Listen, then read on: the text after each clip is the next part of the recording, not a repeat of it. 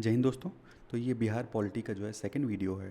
पहले वीडियो में हम लोगों ने चीफ सेक्रेटरी के बारे में डिस्कस कर लिया था और अब हम स्टार्ट करेंगे जो हमारा सेक्रेटरीट डिपार्टमेंट होता है उसके बारे में हम देखेंगे। तो जो सेक्रेटरीट डिपार्टमेंट में जो ऑफिसर्स होते हैं उनको हम कुछ कैटेगरीज में डिवाइड करते हैं, जैसे प्रिंसिपल सेक्रेटरी होता है, additional secretary, joint secretary, deputy secretary और अंडर सेक्रेटरी। और हम बात करते हैं डायरेक्टरेट्स के बारे में। तो जैसे जो सरकार होती है वो पॉलिसीज़ ले आती है, कोई भी योजना वगैरह ले आती है, तो लोकल लेवल पे उस योजना को जो है लागू करने का काम, एग्जीक्यूट करने का काम जो है वो इन डिपार्टमेंट्स का होता है, जो डायरेक्टरेट्स होते हैं। तो जो ये डायरेक्टरेट्स हैं वो क्या हैं, वो head of the executive department है। तो वो जो पॉलिसीज़ होती हैं उनको एग्जीक्यूट करने का काम करते हैं, उनको लागू करने का काम करते हैं, और इसी एग्जीक्यूटिव हेड के ऑफिस को हम बोलते हैं डायरेक्टरेट। उसके बाद हम बात करते हैं कमिश्नरी या डिवीज़न के बारे में। हमारे यहाँ जो है जो डिवीजन्स के हेड होते हैं उनको हम कमिश्नर्स बोलते हैं, जो कि सीनियर आईएएस अधिकारी होते हैं, सीनियर आईएएस ऑफिसर्स होते हैं। और 9 डिवीज़न्स हैं, जैसे पटना है, मगध है, सारण, तिरहुत, दरभंगा, कोसी, पूर्णिया, भागलपुर और मुंगेर। ये 9 डिवीज़न्स के लिए 9 कमिश्नर्स जो हैं वो नियुक्त किए जाते हैं। डिस्ट्रिक्ट्स की बात करते हैं तो 38 डिस्ट्रिक्ट है बिहार में, और हर डिस्ट्रिक्ट में आपको एक डिस्ट्रिक्ट मजिस्ट्रेट या डिस्ट्रिक्ट कलेक्टर या इसको हम डीएम बोलते हैं वो देखने को मिलेगा। और ये जो होते हैं ये आईएएस रैंक के अधिकारी होते हैं, और इनके जो है वाइड रेंज ऑफ फंक्शंस होते हैं, जैसे रेवेन्यू से रिलेटेड जो भी एडमिनिस्ट्रेशन का काम होगा वो ये करेंगे, साथ ही साथ लॉ एंड ऑर्डर को एडमिनिस्ट्रेट करने का भी काम ये करेंगे, और डेवलपमेंट एडमिनिस्ट्रेशन का काम भी ये करेंगे। तो ऐसे ढेर सारे काम होते हैं जो एक आईएएस ऑफिसर एक स्टेट में हैंडल करता है। नेक्स्ट हम बात करते हैं सब डिवीज़न की। तो देखिए डिस्ट्रिक्ट जो है वो नंबर ऑफ़ यूनिट्स में डिवाइड किया जाता है, सब डिवीज़न में डिवाइड किया जाता है, और उस सब डिवीज़न के हेड होते हैं सब डिविजनल ऑफिसर, या जिसको हम एसडीओ बोलते हैं, या सब डिविजनल मजिस्ट्रेट भी बोलते हैं, एसडीएम। ठीक है, तो एसडीओ या एसडीएम भी हम उसको बोलते हैं। तो जो डिस्ट्रिक्ट है उसको डिवाइड किया गया है किसमें, छोटे छोटे पार्ट्स में, जिसको हम सब डिवीज़न बोलते हैं, और उस सब डिवीज़न के लिए एक अधिकारी नियुक्त किया जाता है जिसको एसडीएम बोलते हैं, सब डिवीज़नल मजिस्ट्रेट। और ये जो सब डिविजनल मजिस्ट्रेट है, जो एसडीएम है, जो एसडीओ है, वो एक आईएएस अधिकारी भी हो सकता है। मान लीजिए वो नया अभी नया नया जो है आईएएस बना है, तो उसको जो है एसडीएम का पोस्ट दे दिया जाता है एज ए अंडर ट्रेनी। और उसके अलावा अगर वो स्टेट सिविल सर्विसेज का मेंबर है, जैसे अगर वो बिहार पीसीएस के थ्रू सेलेक्ट होकर आया है, तो भी उसको जो है एसडीएम बना दिया जाएगा। टोटल बिहार में जो 38 डिस्ट्रिक्ट्स हैं उनको डिवाइड किया गया है 9 पार्ट में। ठीक है, यानी 9 डिविजन्स किए गए हैं, और उन 9 डिवीज़न्स को फर्दर डिवाइड किया गया है 101 सब डिवीज़न्स में। तो बिहार में कितने सब डिवीज़न हैं, 101 सब डिवीज़न है। अब उसी तरह जो सब डिवीज़न है उसको फर्दर डिवाइड किया गया है कई ब्लॉक्स में। ठीक है, तो हर ब्लॉक के पास जो है कुछ विलेज पंचायत होती हैं, हर ब्लॉक में जो है कुछ, मान लीजिए 5 या 10 विलेज पंचायत हैं, वो मिलके एक ब्लॉक बनाती हैं, और इसके उस विलेज पंचायत के जो सारे काम हैं, जितने भी सारे अफेयर्स हैं, वो एक कमेटी के द्वारा कंडक्ट किए जाते हैं, और उस कमेटी का जो हेड है वो होता है प्रखंड प्रमुख, यानी जो ब्लॉक का हेड उसको हम बोलते हैं। ठीक है, हेड ऑफ द ब्लॉक उसको हम बोलते हैं। तो प्रखंड प्रमुख जो है वो उस ब्लॉक का हेड माना जाता है, जिसके अंडर में 5 या 10 या उससे भी अधिक पंचायत जो हैं वो आती हैं, यानी ग्रुप ऑफ पंचायत आती हैं। अब जो प्रखंड प्रमुख हैं तो उनकी कमेटी होगी, उनके कमेटी में कौन कौन मेंबर्स होंगे, तो जितने भी जो विलेज पंचायत के जो मुखिया हैं, जो प्रधान हैं, वो सारे इसमें शामिल होंगे। और इस कमेटी का जो एडमिनिस्ट्रेटिव हेड होगा वो सरकार के साइड से होगा, और वो होगा ब्लॉक डेवलपमेंट ऑफिसर यानी बीडीओ। और बीडीओ को डिप्टी कलेक्टर भी हम बोलते हैं, जैसे डीएम को हम बोलते हैं कलेक्टर, तो वैसे ही ये हो गया डिप्टी कलेक्टर, बीडीओ। अब हम बात करते हैं बिहार में पंचायत सिस्टम की, पंचायती राज की। तो 1947 में आज़ादी मिलने के बाद ही जो है बिहार पंचायती राज एक्ट जो है वो लागू कर दिया गया था। 1947 से ही बिहार पंचायती राज एक्ट जो है वो बिहार में काम कर रहा है। अभी आप देखेंगे तो बिहार में 38 जिला परिषद हैं डिस्ट्रिक्ट लेवल पे, और 534 पंचायत समिति हैं ब्लॉक लेवल पे, और 8386 ग्राम पंचायत हैं विलेज लेवल पे। हम बात करें स्ट्रक्चर की, तो इसके लिए जो है 2 इम्पॉर्टेंट ऐसी कमिटीज़ हैं जिनको पंचायती राज सिस्टम का पूरा श्रेय जाता है। तो पहली थी बलवंत राय मेहता कमेटी। ठीक है, 1957 में इसका गठन किया गया था बलवंत राय मेहता कमेटी का। उसके बाद अशोक मेहता कमेटी 1978 में इसका गठन किया गया था। और बलवंत राय मेहता कमेटी के द्वारा जो है 3 टायर सिस्टम दिया गया था पंचायती राज में लागू करने के लिए, यानी पंचायत में जो है 3 लेवल ऑफ गवर्नमेंट होनी चाहिए, 3 लेवल ऑफ गवर्नेंस होना चाहिए, ये कहा गया था बलवंत राय मेहता कमेटी के द्वारा। और इनके द्वारा ये भी कहा गया था कि इन 3 लेवल सिस्टम हो, ये 3 टायर जो स्ट्रक्चर होगा, इनको सफिशिएंट पावर और रिसोर्सेज भी दिया जाना चाहिए ताकि ये अच्छे से काम कर सके हर लेवल पे। तो इस कमेटी के द्वारा सजेस्ट किया गया कि डिस्ट्रिक्ट लेवल पे ज़िला परिषद काम करेगा और ब्लॉक लेवल पे पंचायत समिति काम करेगी और विलेज लेवल पे काम करेगी ग्राम पंचायत या विलेज पंचायत। ठीक है, तो 3 टायर सिस्टम जो है वो सजेस्ट किया गया था बलवंत राय मेहता कमेटी के द्वारा। वहीं जो अशोक मेहता कमेटी थी, अशोक मेहता कमेटी ने 2 टायर स्ट्रक्चर ही सजेस्ट किया था। यही मेन डिफरेंस है अशोक राय मेहता कमेटी की रिपोर्ट में और बलवंत राय मेहता कमेटी की रिपोर्ट में। ठीक है, तो बलवंत राय मेहता कमेटी ने 3 tier system of governance introduce किया था और वहीं अशोक मेहता कमेटी ने 2 टायर स्ट्रक्चर को इंट्रोड्यूस किया था। अब बात करते हैं जो इनका अशोक मेहता कमेटी का जो 2 टायर स्ट्रक्चर था वो क्या था।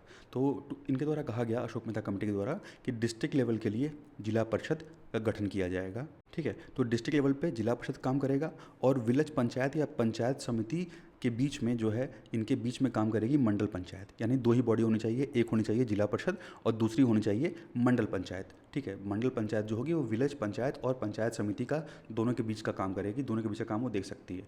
तो 2 tyre structure Ashok Mehta committee ने सजेस्ट किया था। तो देखिए उसके बाद बिहार पंचायत समिति और जिला परिषद एक्ट इसको लागू किया जाता है 1961 में। ठीक है, 1961 में ये आता है, लेकिन 2 अक्टूबर 1963 से जो है ये लागू होता है। लेकिन पूरे स्टेट में इसको इफेक्ट में आने में, पूरे स्टेट में इसको लागू होने में 1980 का समय लग जाता है। ठीक है, 1980 तक आते आते तब जाके ये पूरी तरीके से पूरे स्टेट में लागू होता है और 2 अक्टूबर 1963 में जो है पटना और उसके आसपास एरिया में ही केवल ये लागू हुआ था और 1980 आते आते ये सभी जो डिस्ट्रिक्ट्स हैं सब में लागू कर दिया जाता है। उसके बाद जो पंचायत राज इंस्टीट्यूशंस हैं इनको संवैधानिक दर्जा यानी जो कॉन्स्टिट्यूशनल स्टेटस है वो दिया जाता है 73rd अमेंडमेंट के द्वारा।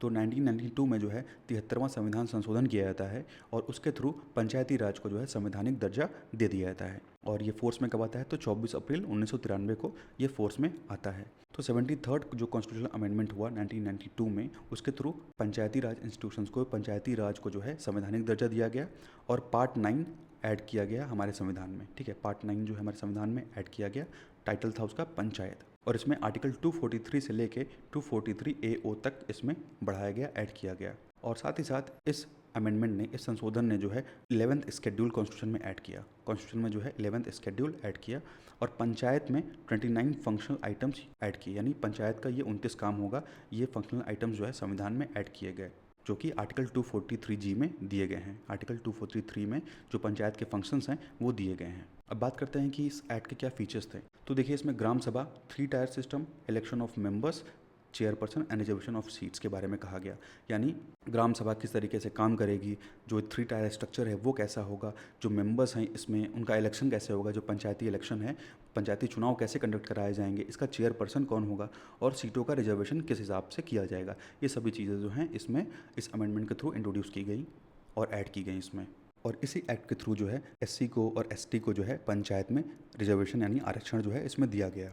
और ये आरक्षण जो है, ये जो रिजर्वेशन होगा वो तीनों स्तर पे होगा। ठीक है, तीनों लेवल्स पे ये जो रिजर्वेशन है ये SC ST को दिया जाएगा। और उसके बाद क्या किया गया कि 1/3 सीटें यानी 1/3 जो सीटें होंगी वो रिजर्व्ड होंगी वुमेंस के लिए। ठीक है, 1/3 जो सीटें होंगी वो रिजर्व्ड होंगी वुमेंस के लिए, ये भी इस एक्ट में कहा गया। लेकिन 1993 में बिहार ने क्या किया कि बिहार ले आती है बिहार का पंचायती राज एक्ट 1993 और उसके थ्रू बिहार में महिलाओं को 50% रिजर्वेशन दे दिया जाता है। ठीक है, कॉन्स्टिट्यूशन में, संविधान में 1/3 की बात की गई थी, लेकिन बिहार ऐसा पहला राज्य बन जाता है जिसने महिलाओं को 50% पंचायत में आरक्षण दिया, रिजर्वेशन दिया। तो पंचायत में रिजर्वेशन या आरक्षण देने का मतलब ये होता है कि अगर कोई भी सीट रिजर्व हो गई किसी वुमेन के लिए तो उस सीट से सिर्फ और सिर्फ कोई महिला कैंडिडेट ही खड़ी हो सकती है, वहाँ से कोई पुरुष नहीं खड़ा हो सकता। वहाँ से जो भी खड़े होंगे वो सिर्फ महिलाएं ही होंगी। तो ऐसे 50% रिजर्वेशन है पंचायत सिस्टम में हमारे बिहार में। और जो 73rd अमेंडमेंट है वो लेजिस्लेचर को ये पावर देता है, यानी राज्य सरकारों को ये पावर देता है कि वो जो बैकवर्ड क्लासेस हैं उनके लिए कोई भी रिजर्वेशन जो है पंचायत में या जो चेयरपर्सन की जो ऑफिस है उसमें कोई भी रिजर्वेशन वगैरह कर सकती है बैकवर्ड क्लासेस के फेवर में। ये कहा गया था 73rd अमेंडमेंट के थ्रू जो है ये भी चीज़ ऐड की गई थी। तो बिहार गवर्नमेंट ने जो है वो रिजर्वेशन दिया है, जो एक्सट्रीमली बैकवर्ड क्लासेस हैं उनको 20% सीट्स का रिजर्वेशन दिया गया है बिहार सरकार के द्वारा। तो हम 73rd अमेंडमेंट के कुछ इंपॉर्टेंट प्रोविजंस देखते हैं। तो जो पंचायत का जो ड्यूरेशन होगा वो 5 साल का ड्यूरेशन होगा। डिस्क्वालिफिकेशन जो होगा वो आर्टिकल 243F के अंडर जो है दिया गया है, कैसे पंचायत के मेंबर्स को डिस्क्वालीफाई किया जाएगा। उसके बाद स्टेट इलेक्शन कमीशन होगा, आर्टिकल 324 कहता है, और स्टेट फाइनेंस कमीशन की बात आर्टिकल 243 में की गई है। और इन्हीं सबको इफेक्ट में लाने के लिए बिहार पंचायती राज एक्ट जो है 1993 में पास किया गया था। तो जो गांव स्तर पर जो विलेज पंचायत होती है वो सबसे स्मॉलेस्ट एडमिनिस्ट्रेटिव यूनिट है, सबसे छोटी इकाई है पंचायती राज इंस्टीट्यूशन की। और इसके जो हेड होते हैं, जो मुखिया, ठीक है, मुखिया इसको प्रधान भी हम बोलते हैं, ये लोगों के द्वारा जो है डायरेक्टली इलेक्ट किए जाते हैं। ठीक है, लोगों के द्वारा जो है डायरेक्टली इनको इलेक्ट करके चुना जाता है। तो ये जो पंचायत की बात थी ये तो हो गई गांव स्तर तक। अब हम बात करते हैं शहर की, यानी अर्बन लोकल सेल्फ गवर्नमेंट, या जिसको हम म्यूनसिपैलिटी भी बोलते हैं। तो जैसे 73वां जब संशोधन हुआ उसके थ्रू पंचायत सिस्टम ऐड किया गया, वैसे ही 74 अमेंडमेंट के थ्रू ऐड किया गया म्यूनसिपैलिटी। तो 1992 में जो है 74 अमेंडमेंट हुआ और उसके थ्रू म्यूनसिपैलिटी जो है कॉन्स्टिट्यूशन में ऐड किया गया, यानी उसको एक संवैधानिक दर्जा जो है, एक कॉन्स्टिट्यूशनल स्टेटस जो है वो प्रोवाइड किया गया। तो शहरों के लिए हो गई म्यूनसिपैलिटी या अर्बन लोकल सेल्फ गवर्नमेंट।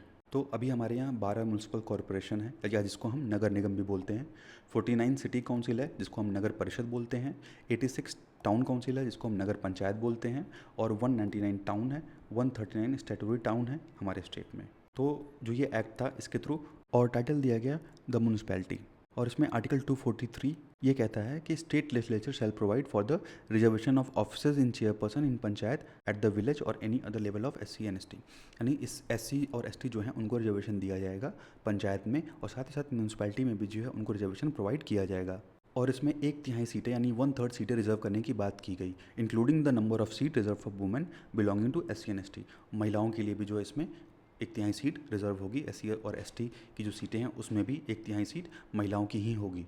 और इस एक्ट के थ्रू 12th शेड्यूल हमारे संविधान में ऐड किया गया, और इसके जो है 18 फंक्शनल आइटम जो है वो ऐड किए गए आर्टिकल 243W में।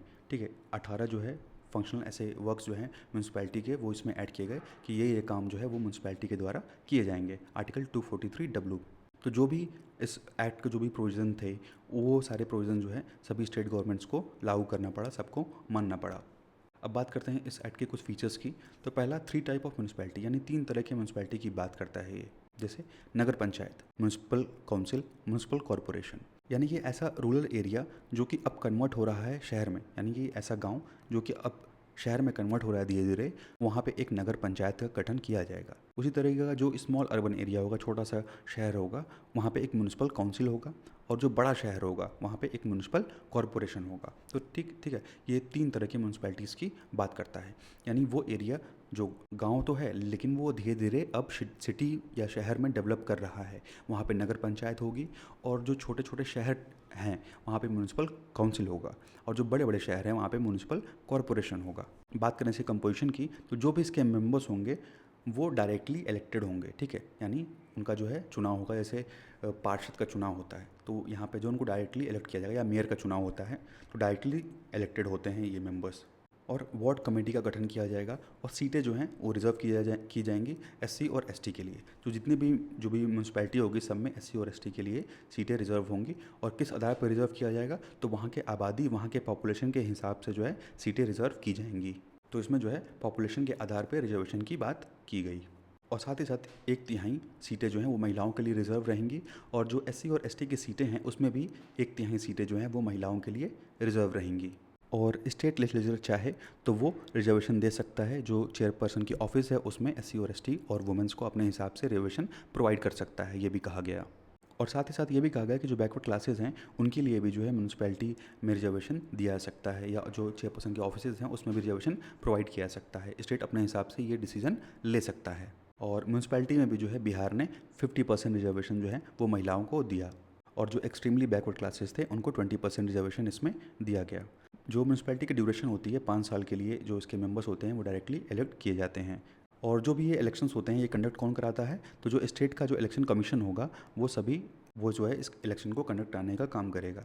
उसके बाद फाइनेंस जो है वो प्रोवाइड करेगा फाइनेंस कमीशन, और इसके लिए एक मेट्रोपॉलिटन प्लानिंग कमेटी का गठन भी किया जाएगा, जो कि ये कमेटी जो है कैसे कैसे जो योजनाएं हैं उसको कैसे लागू करना है, कैसे लोगों तक पहुंचाना है, ये कमेटी जो है ये सभी चीज़ें जो है इसमें प्लान किया जाएगा। और इस एक्ट ने जो है 12th शेड्यूल भी जो है हमारे संविधान में ऐड किया।